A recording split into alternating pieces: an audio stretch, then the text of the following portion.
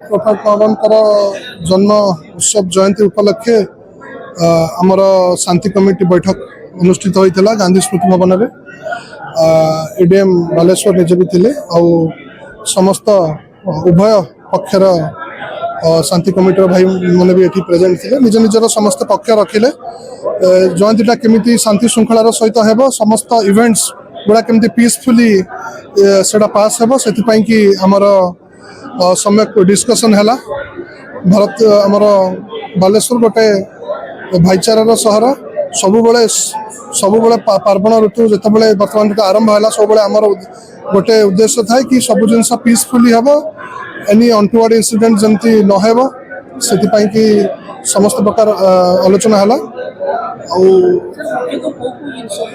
मुख्यतः गुरुत्व दिहला आईन श्रृंखला गुरुत्व दिहला आउ जो प्रोसेसन जो रैली है से समय जो रूट रे जिबे सेठी केमती मिनिमम डिसेंसी मेंटेन रहिबो कोनोसी प्रकार अप्रीतिकर परिस्थिति हेबो और ट्रैफिक व्यवस्था केमती रहिबो से विषय डिस्कशन कराला आउ किछटा डेवलपमेंटल इश्यू रही छै जेमति कि रोड वगैरह जो प्रॉब्लम है समा लोक मान भी तांकर पक्ष